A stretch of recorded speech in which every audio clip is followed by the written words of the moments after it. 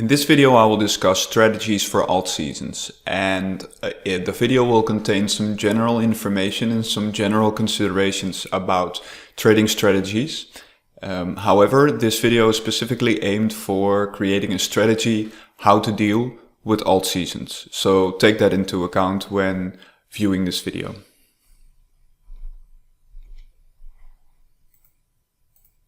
Based on some examples, I will discuss how to approach alt season with regards to strategies.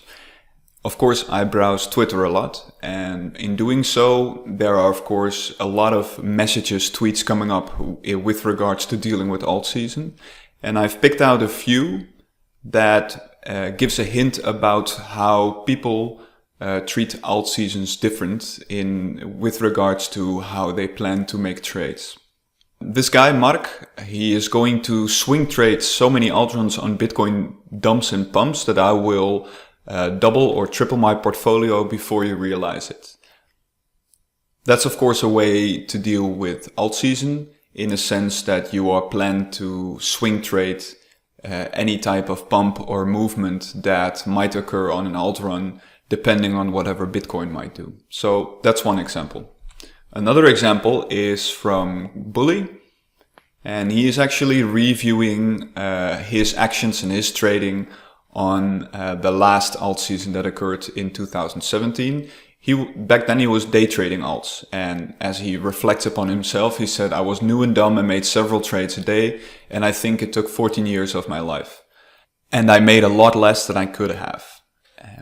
So his strategy is different this time. So he says, "This time I have my positions," and he's going to watch movies and drink beer instead. That's another way to approach alt season. And there's something that is more or less in the middle. This is Crypto Messiah. He says, use your first runners to build the bags that haven't run. If you can roll a twofold profit into a bag that does a 4x, then you just have landed a 8x. And his advice to his followers, if you want to own alt season, whenever it may be, you must continue to roll profits. And if you look at these three approaches towards alt seasons, you can conclude a couple of things, or at least you can draw a few lessons. The first one, that of course there are numerous, hundreds ways of how to deal with alt season. And that means that in the end, essentially, at least having a strategy is the only thing that matters, or is the thing that truly matters. And that also suggests that whatever people are applying a certain strategy for in alt season, nobody's actually right or wrong. Everybody will pick their own strategy, their own tweaks, their own customization in what they believe is the best way for them to deal with alt season. Nevertheless, and that's something to take into account, that each of these three strategies that you've just seen in these tweets, they will require a different level of time, effort, and preparation. So whatever strategy you choose, there will be consequences linked to the strategy. And, you know, everybody will have their own strategy applied. Only after alt season, your portfolio will tell you if the strategy you have chosen for yourself actually worked out or not. In case you might wonder why having a strategy is so important, take into account that having a strategy has many different purposes. And one of the purposes is to optimize your profits.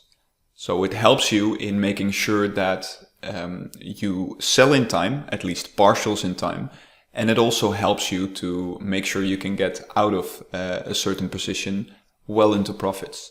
And that's also why I use the word optimizing profits and not maximizing profits, because actually those two have different implications in how you treat an open position that is in profit. Another purpose of strategy, which is the basis of trading, is to minimize losses. As a trader, you always need to make sure you preserve your capital, because without capital, you have nothing to trade for. And the more you lose on your capital, the more time it will take you to regain your initial investment for trading. A strategy also helps you to reduce stress in a sense that by having a strategy, you will already have thought about many different situations that could occur and how you can react to those situations. And that will help you to, let's say, minimize stress and the urgency for your decision making when the time is there. Of course, it also helps you to prepare yourself for bullish and bearish developments in the market and how to react to them. Coming to the fifth point, it helps you to make decisions quickly and also to have a maximum feeling of control, because in the end, you will realize that you cannot control or influence the market. The market does whatever it does, with or without you.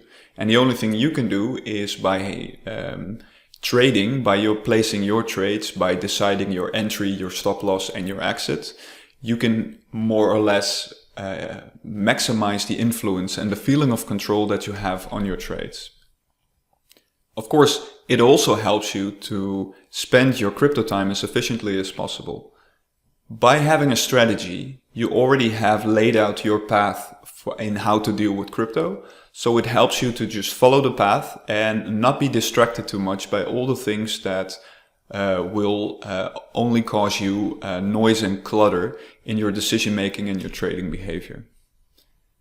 And that actually also helps you to do other things than either focusing on crypto, working on crypto. So a strategy, relying on a strategy, helps you to just turn off your mobile, turn off your laptop, maybe set some buy and sell orders and just enjoy the weather outside. And it might seem like an obvious conclusion, but a strategy is there to help you and not to hinder you. This is quite a bold statement that I would just like to put out to create awareness and urgency about the importance of having a strategy. And let's say if you do not have a strategy for alt season, then also based on my experience when I just started crypto trading, I realized that I was guided by OGs shilling their bag and following the masses and of other noobs and their sentiment and the emotion and the FOMO. And actually I was also just guided by my own emotion, causing me to make a lot of mistakes, a lot of newbie mistakes, which I realized were of course preventable if I would have a strategy. So then this question might also be relevant, that if the importance of having a strategy is so obvious and so clear, then why do many do not actually have a strategy? And I just quoted some remarks that I read on Twitter or maybe just pop up in my own mind because I tend to have emotional bias as well.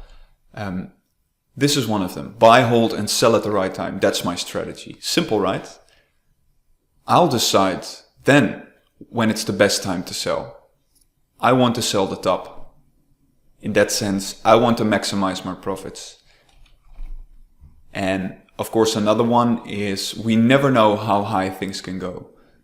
And even though all these statements are true in a sense that they do make sense, we tend to rely on ourselves to make the right decisions when the time is supposedly there. But the problem is the time will never be there to make the right decisions. Regardless of these quotes, there are of course many other rational, logical reasons why people do not have strategies. And I'll just go quickly through them. Of course, one of them is inexperience. When you just start trading crypto and you either have no experience in crypto, maybe also not in trading, then you're not even aware of the possibility of implementing or thinking about a strategy. Of course, another thing is that building a good strategy takes a lot of time and effort. And that, of course, sometimes feels like a poor decision when it concerns short-term ROI.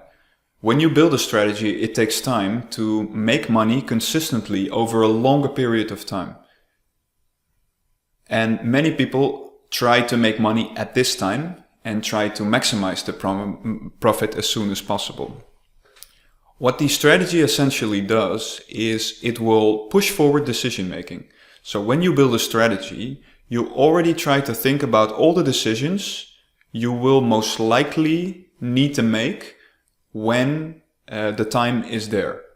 And the moment when the time is there, as explained before, FOMO and emotions are running high. And if you let the decision up to that moment, most likely it will be a different decision when you think about the same situation, when you are calm and rational and not yet in the heat of the moment when your coin is up 500%, for example. Another thing that comes more on the emotional level is that having a strategy might feel like you're setting limits to yourself. For example, that you set limits to maximizing your profit, set maybe limits to your freedom to act or trade the way you can. But actually what you're doing is you're protecting yourself in a sense that you make sure that you start taking profits when it's the most logical time to take profits. But of course, this fact that you have to follow a set of rules and a set of guidelines for yourself to help you to be able to trade on the longer term might feel emotionally limiting. Mentioned already, we tend to tell ourselves, or we tend to think that our decision making is best when the time is there. And most likely when you're already in crypto for a couple of months or even longer, then you know that when the time is there, then most likely your decision making will be mostly made based on emotions. Also, another thing is that we tend to overcomplicate things. A strategy is actually there to help you to simplify things. And when approaching on creating a strategy, it's actually the purpose to make sure that in the enormous realm that crypto is offering you with all the different coins, exchanges, the different activities that you can do, the trading opportunities, short-term, long-term, a strategy helps you to think about what actually fits your style and fits your character, to make sure that you try to simplify things in such a way that you help yourself in making, let's say, the optimized profit against minimal effort on your side. Also is a bias that we prefer a world where profit comes without much effort or issues.